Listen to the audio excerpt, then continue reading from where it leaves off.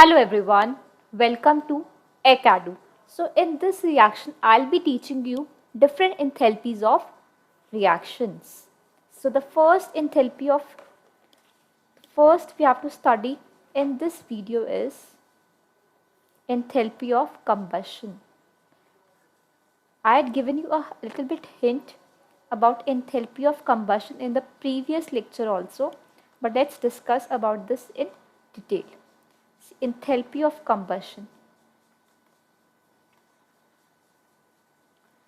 Enthalpy of combustion is actually the amount of energy required. Standard enthalpy of combustion is the amount of energy required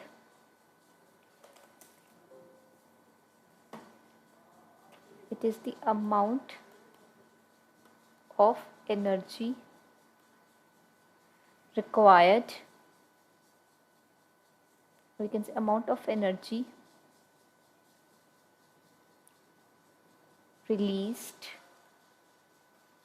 when 1 mole of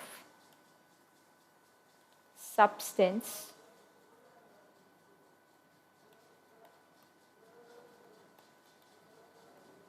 undergoes combustion. 1 mole of substance undergoes combustion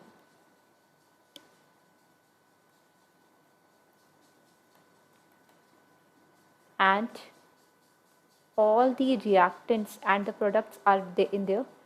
All the reactants and products are in their standard states.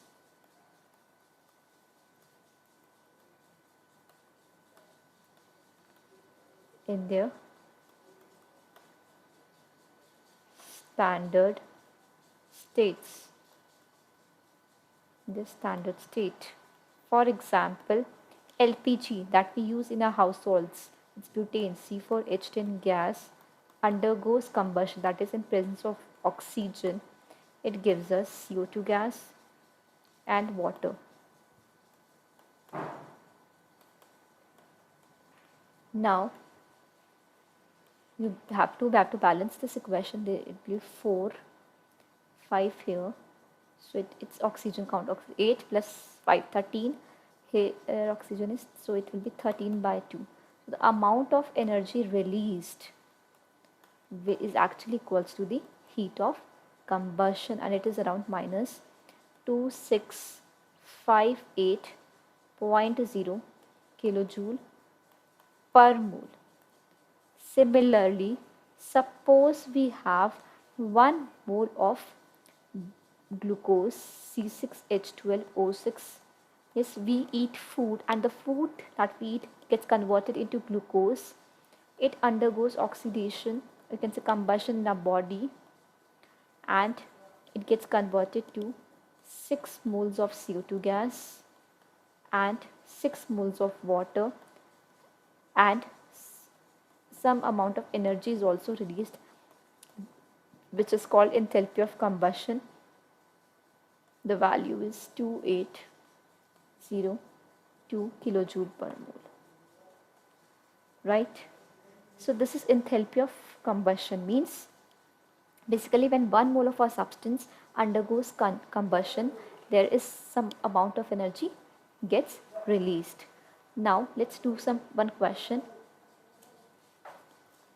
on this enthalpy of combustion. Suppose if I ask you find delta H,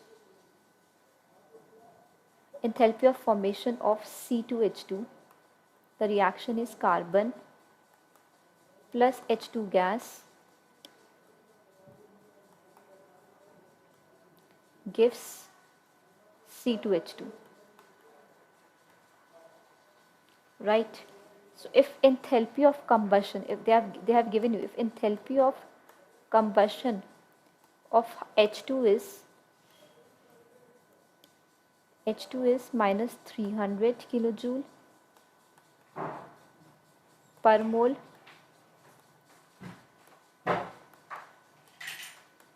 enthalpy of combustion of carbon is minus 400 kilojoule per mole.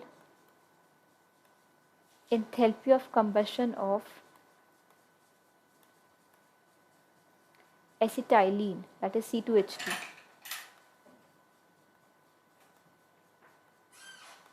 is minus 1300 kilojoule. So using this information, we have to write down the equations first, and then we will go forward to our required equation.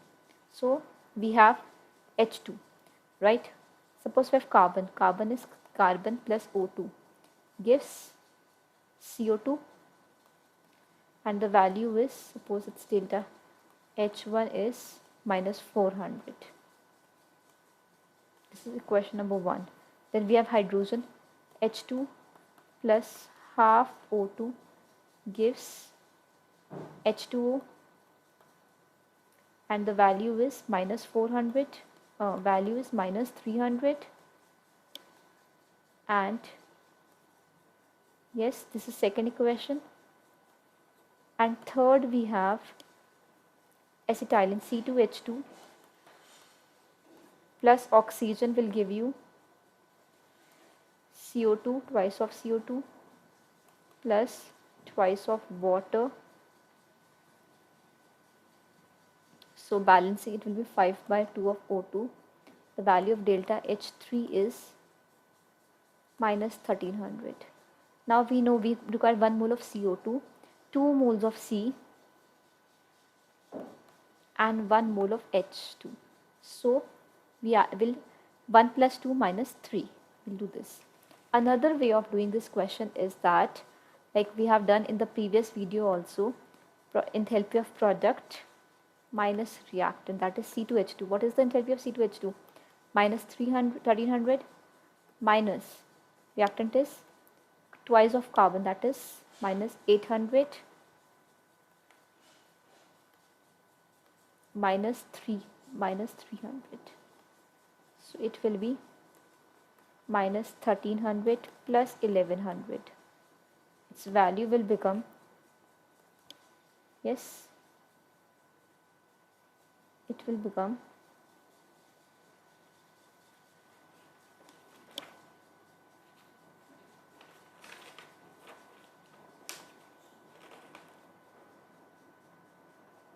product is C2H2, right? It will become minus 200. If I solve this,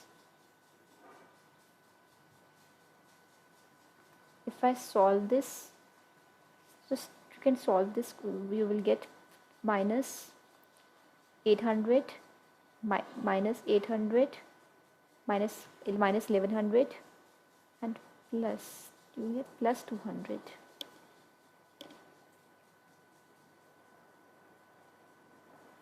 So the correct answer is plus 200. I don't know where is this some problem.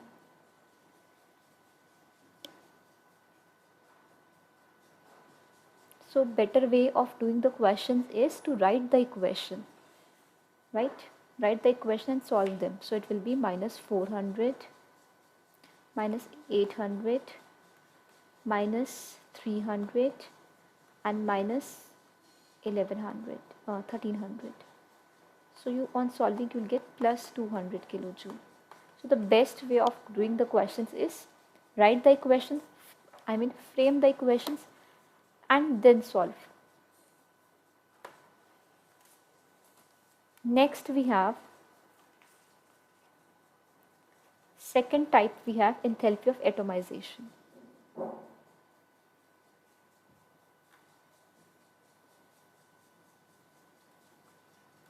Enthalpy of atomization.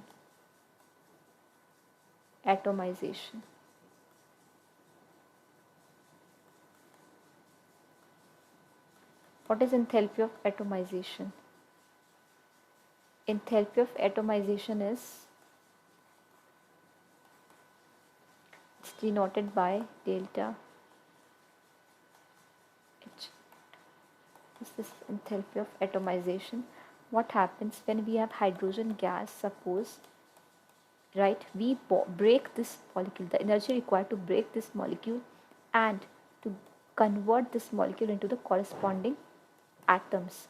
What is this? This is actually the enthalpy of atomization, and its value is 435.0 kilojoule. See, it's positive, means the reaction is endothermic. We have to provide energy for bond breaking, right? So basically what we are doing is we are providing it energy so that to break this H2 bond, the bond between this H2, and when this bond will get break, we'll get two hydrogen atoms, they get separated. So this is endothermic in nature because we have to give some energy, right? So suppose we have CH4 molecule and this CH4 molecule, right, bond. So this C solid plus 4 hydrogen gas, and the value of enthalpy of atomization in this case is 1665 kilojoule, right? So this is how we find out the value of enthalpy of atomization. Suppose we have sodium solid and it gets converted into sodium gas. So this is actually enthalpy of sublimation, and we also call it enthalpy of atomization because we are converting sodium solid into sodium gas, right? So the value is 108.4 kilojoule. Next we have bond enthalpy. Third we have bond enthalpy. Now what is bond enthalpy? See, bond enthalpy is, before understanding bond enthalpy, you have to understand two things: that whenever bond is formed, whenever new bond is formed, energy releases. Energy releases. And whenever we break a bond, means we are breaking a bond, so we have to give some energy. So in breaking a bond, energy is absorbed.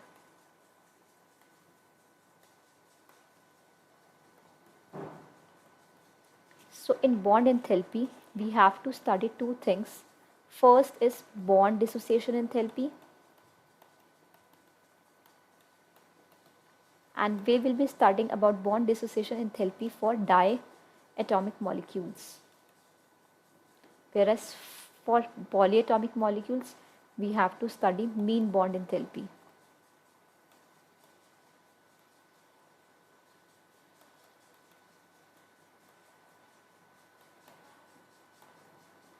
Right? So let's try to understand these one by one. Suppose we have diatomic molecules. We have diatomic molecules. So like we have H2, and we have to, and this H2 gets converted to 2 hydrogen gas.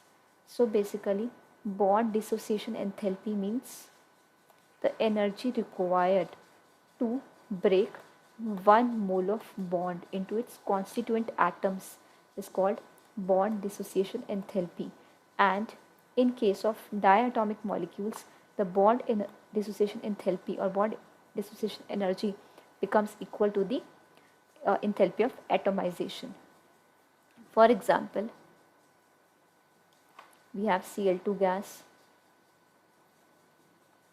so it gets converted to twice of Cl gas. We have O2 gas, it gets converted to twice of oxygen gas. So basically we are breaking the bonds. So bond dissociation energy or bond dissociation enthalpy is the change in enthalpy when it is the change in enthalpy when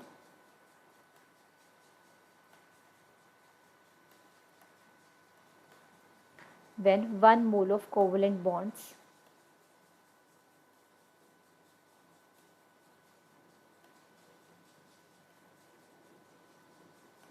It is a change when 1 mole of covalent bonds. It is the change in enthalpy when 1 mole of covalent bonds of a gaseous covalent compound is broken. 1 mole of covalent bond of a gaseous covalent compound is broken. Covalent compound is broken to form the products in the gaseous phase.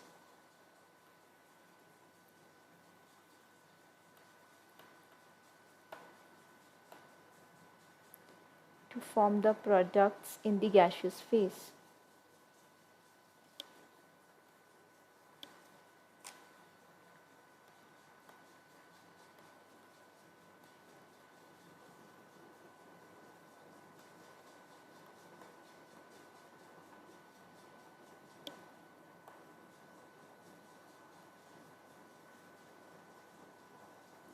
Right?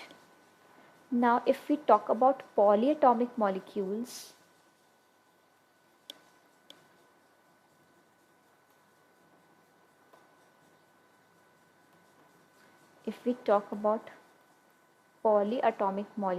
what happens? Suppose we have CH4 and it gets dissociated to form carbon solid and 4 hydrogen gas. In this case, we actually find the average bond dissociation enthalpy. Right? So for example, CH4 gas gets converted to CH3 gas plus hydrogen, right? This is first bond enthalpy, right? Second is CH3 gets converted to CH2 gas plus 2 hydrogen gas. This is bond enthalpy. Third we have CH2, yes, gets converted to CH plus 3 hydrogen, and last we have CH get converted to C plus 4 hydrogen. So basically we actually calculate the value of mean bond enthalpy. We calculate the value of mean bond enthalpy.